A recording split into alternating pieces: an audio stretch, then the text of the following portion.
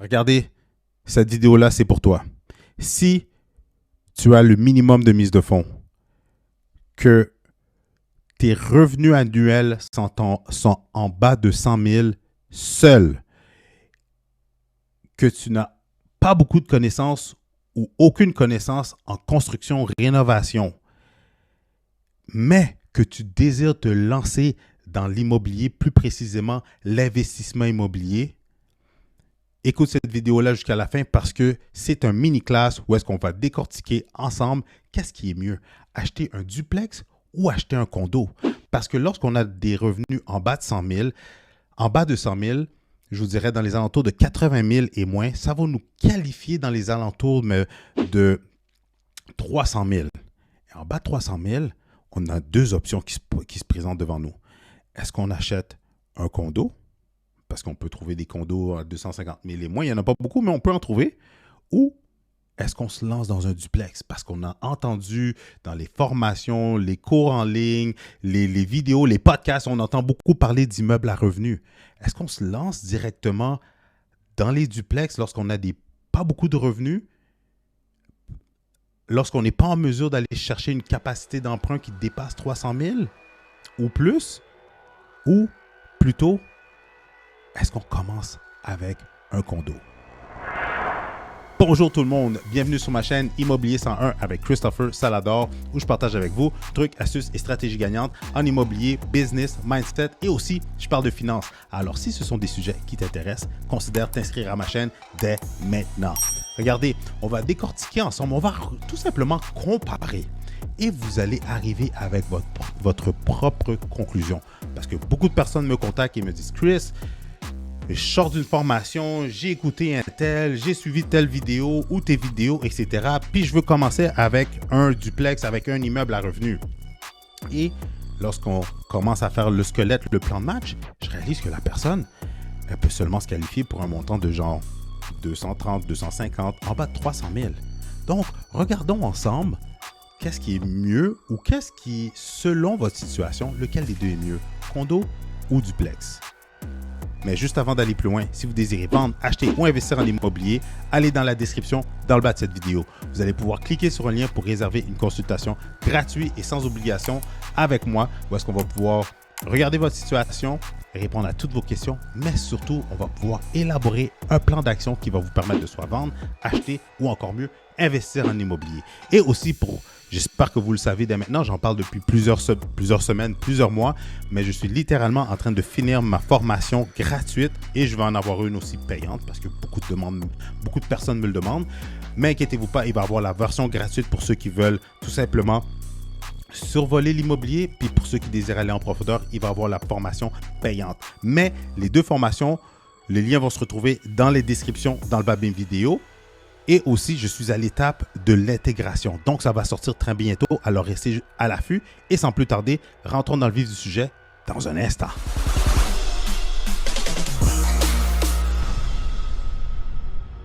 Regardons les duplex. La réalité avec les duplex, c'est que les duplex pas chers égale beaucoup de rénovation. Puis, OK, je vais être franc avec vous, c'est relatif. C'est du cas par cas. Mais en tant que courtier immobilier qui est beaucoup sur le terrain, qui transige avec des acheteurs, des investisseurs, des nouveaux investisseurs qui achètent des immeubles pas chers, c'est pas uniquement ma clientèle. Je suis dans une transaction à 700 quelques mille, j'en ai closé une à 1,4 million. Qu'est-ce que je veux dire? C'est que j'ai quand même une certaine clientèle, comme vous, monsieur, madame, tout le monde, qui débute et je suis là pour vous aider. Mais la réalité, c'est que à chaque fois qu'on visite des immeubles qui ne sont pas chers, la majorité viennent avec plusieurs rénovations qui sont nécessaires à l'intérieur de la propriété. On ne parle pas juste d'optimisation, de moderniser puis de rafraîchir les appartements. Non, on parle littéralement autant qu'il y a de l'amélioration, la revalorisation des appartements, mais il y a aussi des problèmes à réparer, à améliorer sur le bâtiment, qui veut dire qu'on est dans les milliers de dollars. Ensuite, si jamais vous achetez un duplex, il faut calculer qu'il va avoir la dépense pour dédommager un locataire. Parce que pour la majorité des cas, lorsqu'on s'entend avec un locataire qu'il va quitter, ça vient avec un dédommagement financier. Donc, ça veut dire qu'il vous faut beaucoup plus d'argent. Encore une fois, le vidéo s'adresse pour ceux qui commencent, qui n'ont pas de gros revenus annuels et qui ont un minimum de mise de fonds. Fait que là, dans la mise de fonds que vous avez, il faut considérer qu'il va y avoir un dédommagement des locataires. Il faut considérer qu'il va y avoir des travaux de rénovation. Pour les duplex pas chers, on n'est pas sur l'île de Montréal. On est à 45-60 minutes de Montréal. Aussi, propriétaire occupant, je mets un point d'interrogation parce que beaucoup de ces immeubles-là, lorsque je les regarde en ligne, lorsque je fais des évaluations pour mes clients, parce que ça aussi, c'est une chose, les clients qui magasinent avec moi, vous m'envoyez des propriétés en temps réel, puis moi, je vous réponds rapidement avec est-ce que l'immeuble est rentable, c'est quoi la situation, c'est quoi le plan d'optimisation, est-ce que ça fait du sens selon votre plan? Fait que, écrivez dans les commentaires si vous aimez ce genre de courtier-là proactif pour ses clients, écrivez Better Call Chris dans les commentaires. Mais tout ça pour dire que beaucoup de ces immeubles-là n'ont pas la possibilité, sont déjà souvent complètement loués. Parce que souvent, c'est des immeubles qui sont locatifs. Qui veut dire que si c'est loué et que les baux sont renouvelés jusqu'à l'an prochain, vous ne pouvez pas mettre le locataire dehors, à moins que vous vous entendez avec un certain dédommagement monétaire. Fait que là, ça vient vous coûter plus cher. Puis on ne peut pas rentrer dans l'immeuble tout de suite pour faire une optimisation. Surtout, les immeubles qui ne sont pas chers aussi, une autre chose, c'est que souvent, les loyers ne sont pas très élevés. Il faut comprendre ça aussi. Ils ne sont pas chers parce qu'ils ont besoin d'amour et les loyers ne suivent pas non plus. Aussi, il faut comprendre une chose. Oui, l'effet de levier est beaucoup plus rapide dans les duplex. Ça, je vous le donne sans aucun doute. Parce que qu'est-ce qui vient avantager les duplex versus des condos? C'est la valeur marchande plus la valeur économique, dans le sens que la valeur marchande, on va le comparer selon les comparables locatifs qui se sont vendus.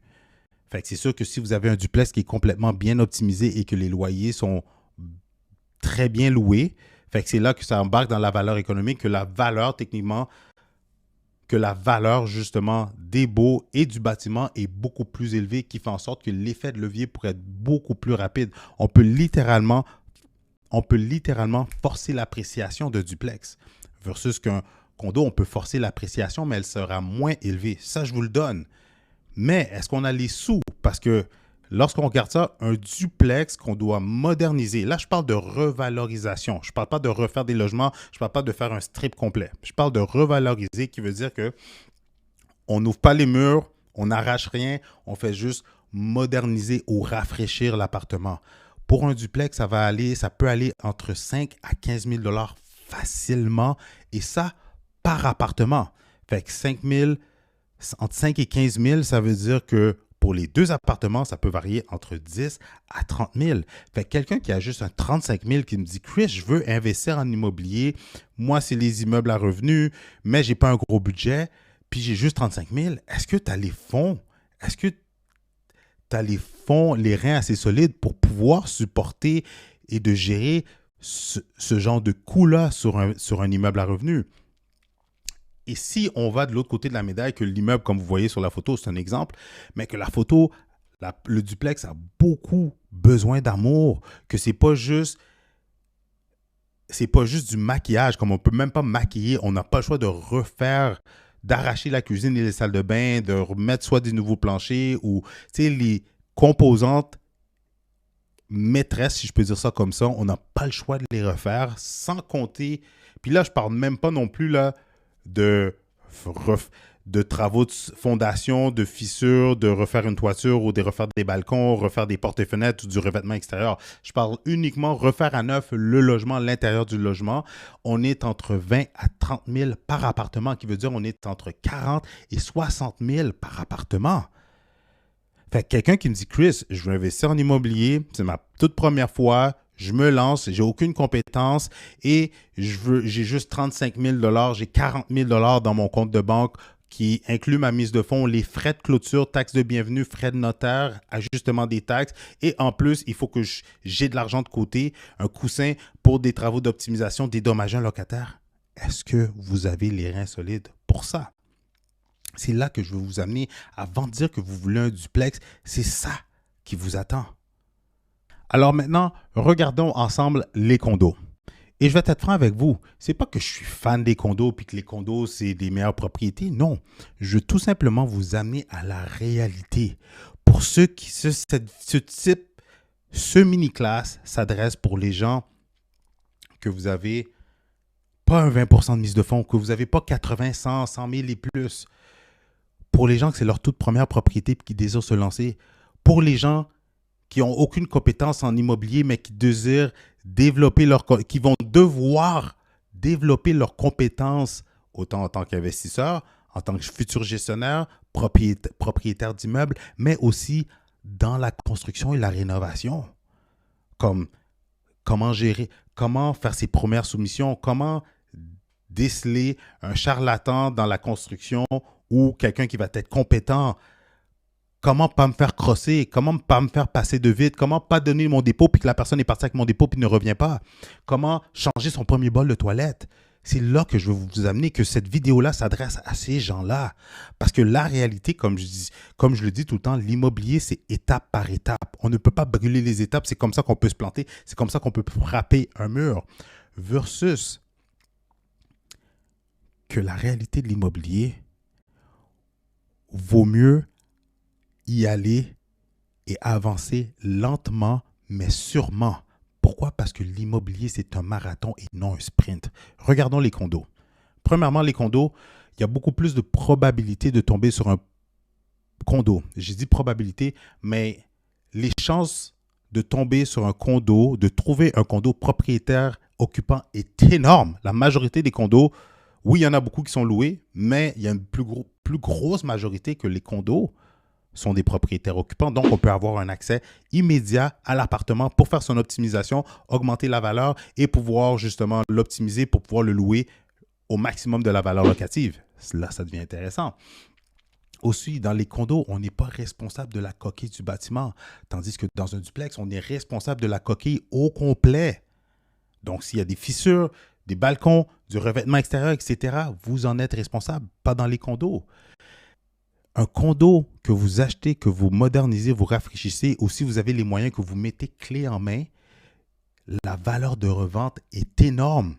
Vous l'avez acheté 230 000 dans un coin où est-ce que ça peut se vendre 300 000, mais vous faites les rénovations et il y a des fortes chances que vous allez pouvoir le vendre 300 000. Et s'il y a de la surenchère, vous allez même pouvoir le vendre en haut de 300 000.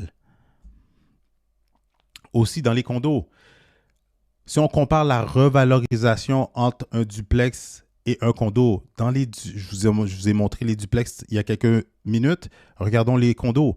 Dans le condo, revaloriser un condo entre 5 à 15 000, le condo est modernisé, rafraîchi et boum, il a l'air déjà clé en main.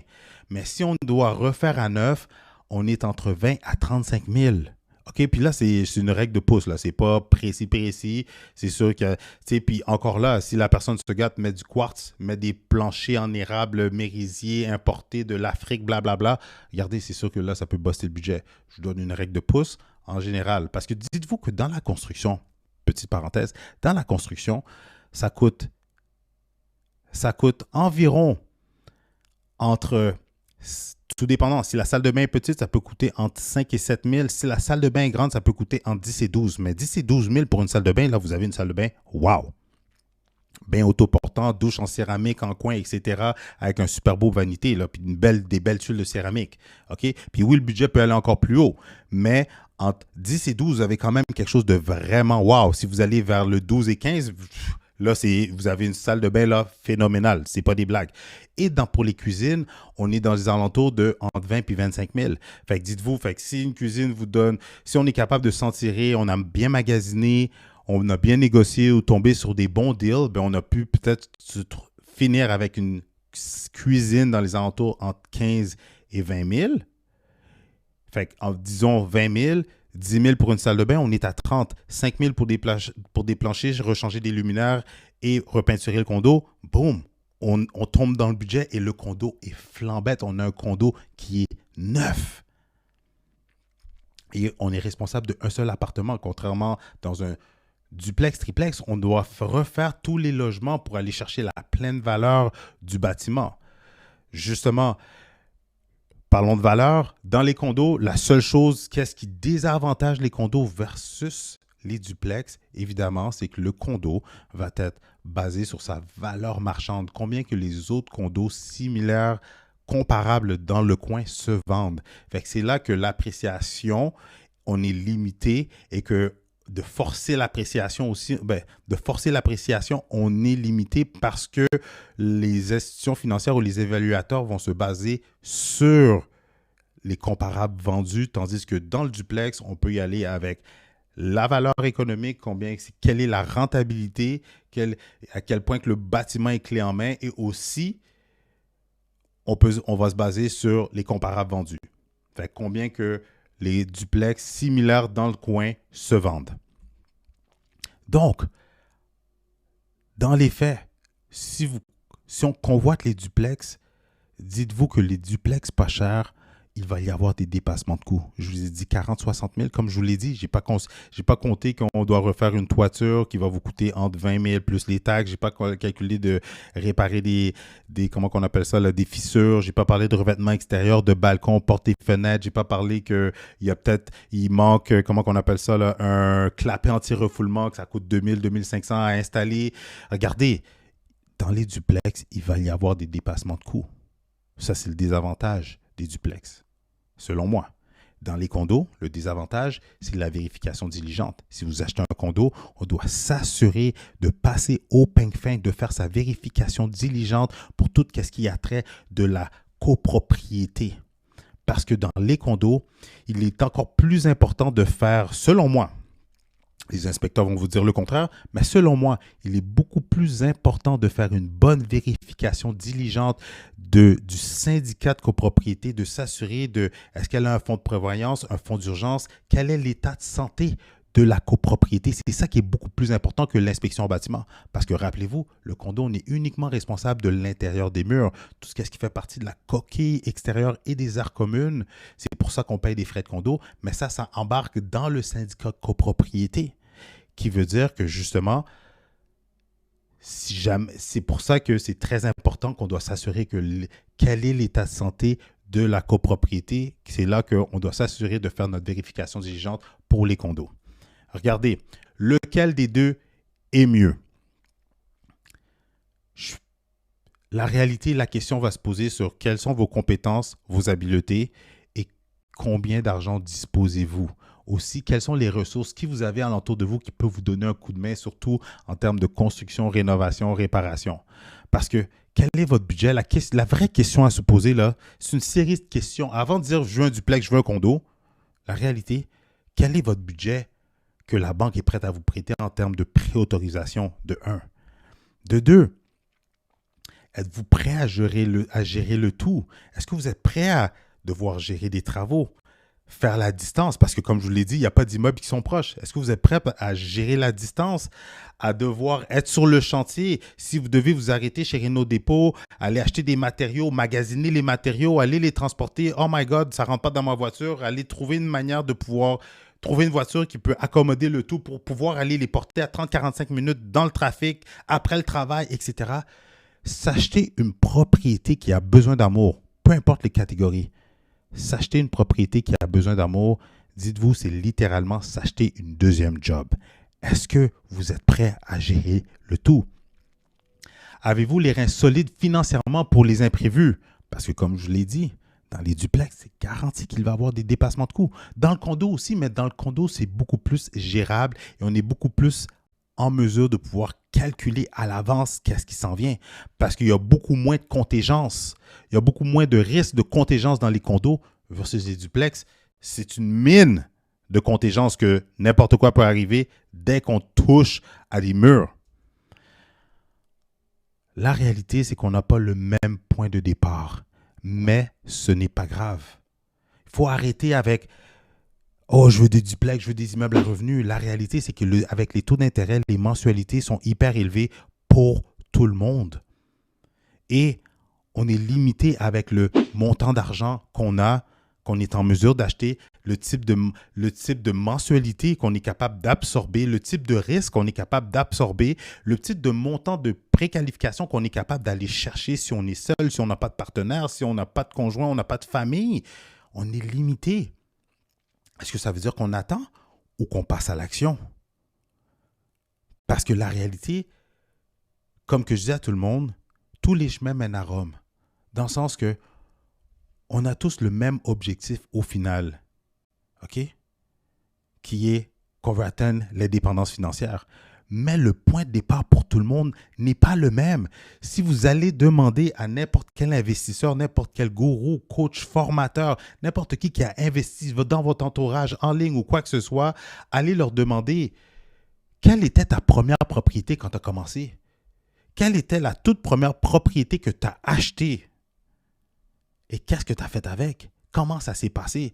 Vous allez voir que, oh my God, la majorité du temps, ils ne pensaient même pas se lancer dans devenir investisseur immobilier.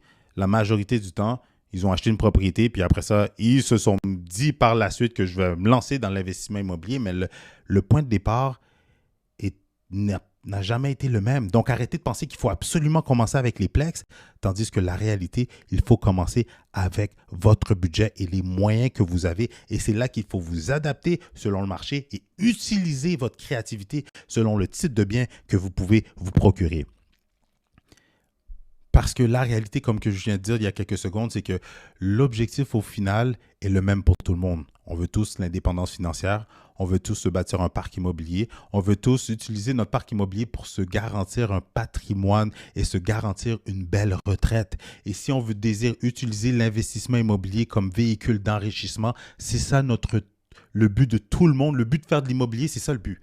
Personne ne veut dealer avec des locataires, aller débloquer des bols de toilette, aller se casser la tête à faire des rénovations. Oui, ceux qui aiment ça, oui. OK, ceux qui sont passionnés comme moi, oui. Mais pour la majorité, c'est pas ça. Puis même si le but, même si on aime ça, est-ce qu'on va vouloir le faire jusqu'à ce qu'on ait 75 ans? Non! On va le faire pendant qu'on a l'énergie jusqu'à 50, 55, 60. Mais à un certain moment donné, on va passer de propriétaire d'immeubles, d'immopreneur, on va passer à investisseur silencieux. On va vouloir investir notre argent puis avoir un rendement. On ne voudra plus être sur le terrain. Donc, l'objectif final est le même pour tout le monde. C'est simplement le chemin pour s'y rendre qui est différent. Qui veut dire, en d'autres mots, de commencer avec un condo, de commencer avec une maison, de commencer avec une maison mobile, de commencer avec quelque chose d'autre qui n'est pas un immeuble à revenus, n'est pas la fin du monde. Parce que la première propriété n'est pas la propriété avec laquelle vous allez mourir. Ce n'est pas votre première propriété coup de cœur. Personne qui, sa première propriété, à part si on est riche, puis on s'appelle les Kardashians, puis des choses comme ça, là, Jeff Bezos ou whatever, mais notre première propriété est rarement notre propriété coup de cœur, est rarement la propriété qu'on rêvait d'avoir. Elle n'est jamais la propriété qu'on veut mourir avec. Au contraire, c'est tout simplement la propriété qui est notre propriété d'entrée de jeu, qui est notre propriété tremplin qui va nous servir pour basculer vers des plus gros et des investissements encore plus intéressants. Dites-moi dans les commentaires, est-ce que vous aimez ce genre de contenu? Est-ce que vous aimez ce genre de mini-classe-là? Parce que si c'est oui, cliquez le bouton j'aime, inscrivez-vous à ma chaîne si ce n'est pas encore fait, partagez cette vidéo avec les gens que vous savez que ce contenu pourrait servir. Et encore une fois, si vous aimez réellement ce genre de contenu mini-classe, écrivez dans les commentaires Better Call Chris mini-classe. Encore une fois, Better Call Chris mini-classe. Écrivez ça dans les commentaires. Comme ça, je vais savoir que, vous aimez ce genre de contenu-là, puis je vais vous en faire plus. De un, puis de deux aussi, en écrivant dans les commentaires, en vous inscrivant, en écrasant le bouton j'aime. C'est comme ça que l'algorithme va me proposer à encore plus de personnes que je peux faire une différence positive dans leur vie. Et si vous désirez avoir plus de stratégies gagnantes en immobilier, je vous suggère de regarder une de ces deux vidéos-là.